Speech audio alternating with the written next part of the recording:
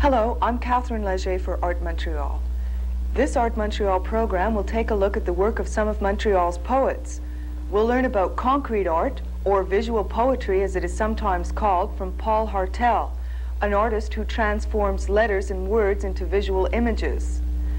John Macaulay will read from a book of his poems called Nothing Ever Happens in Point Claire. He has also done some concrete poetry as seen on the cover of his book Hazardous Renaissance. He is also one of the group of poets who call themselves the Vehicle Poets. In the first part of our show, we go to St. Anne de Bellevue for a visual conceptualization of the work of poet Ken Norris. Taken from a book of poems called Vegetables, the first part is called Green Onions. Do vegetables have deeper meanings?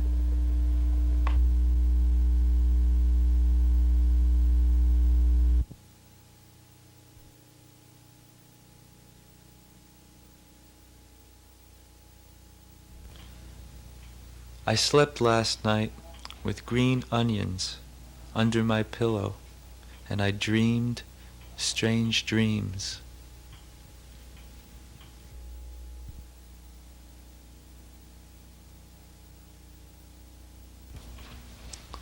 If I were an Indian, I would huskily chant of corn and corn women, of white corn and white corn women, of yellow corn and yellow corn women. The Navajo songs find me here in Canada, where corn is pretty much out of season.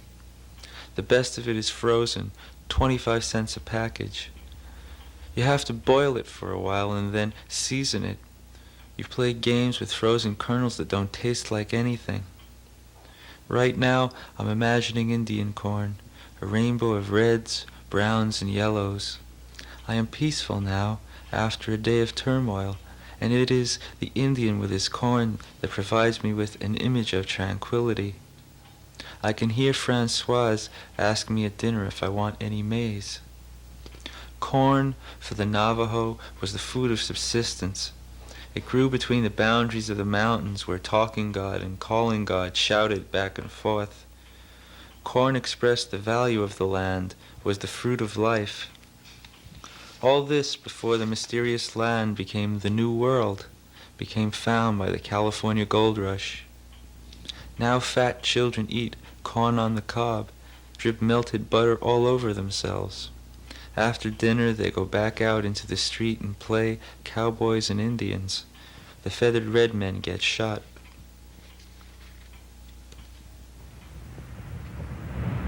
The turnip is a most neglected vegetable, scorned by all for her hideous purple shell, an ugly girl shunned for outward appearance.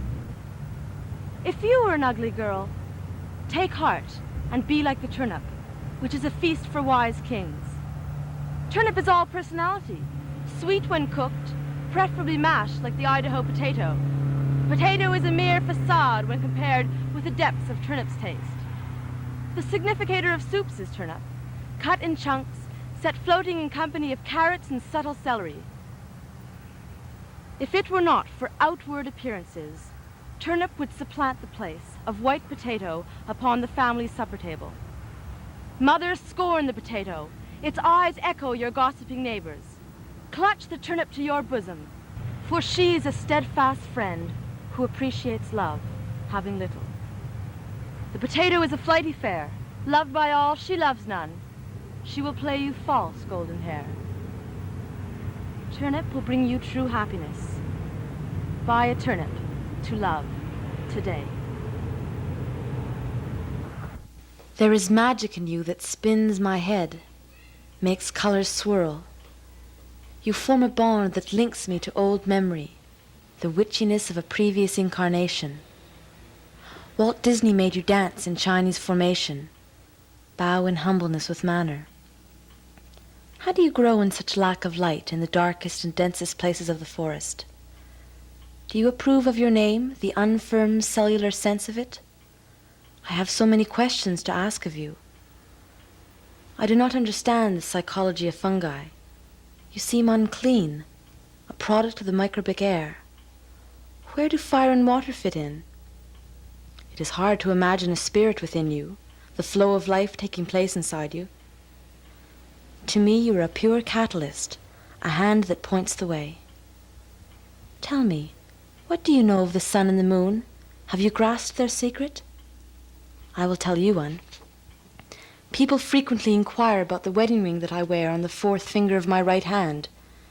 Its secret is in its formation, the solid gold band existing within a broad field of silver. It is, after all, a poetic construct. The moon and sun merge to combine the hard circle of the unconscious, the resolved antinomy. Mushroom, that secret is also yours. Your feminine hat is propped upon a phallic stalk, a warm and pliable shaft. The universe is not a circle, nor is it an ellipse. It is shaped like a mushroom. We inhabit the feminine part. Upon close inspection, we will discover the male part joined to us. And the universe just may be a fungus growing in God's mythical forest.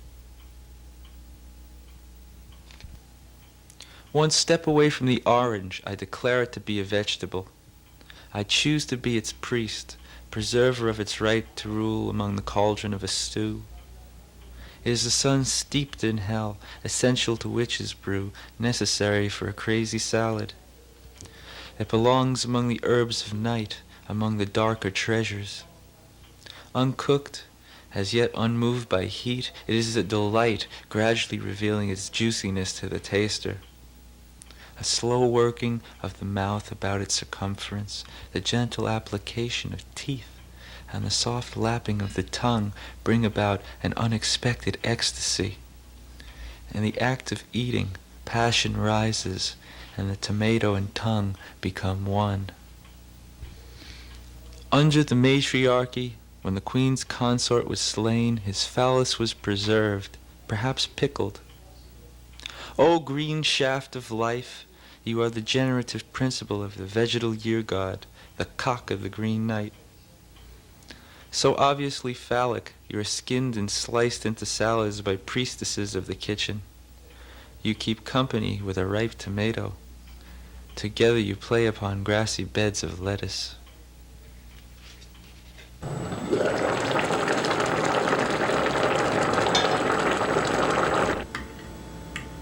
Your flirtations have brought me to cut up my vegetables, to surrender up their individual qualities and to bring them together in a brotherhood of the pot.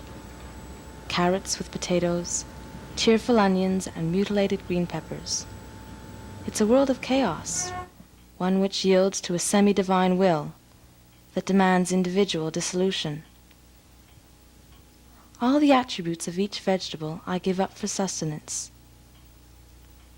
I have meditated on food structures long enough. Now it's time to eat. A hot plate of vegetable stew casts off all pretensions, is simply the muck I consume that provides continuance for this, my most human of lives.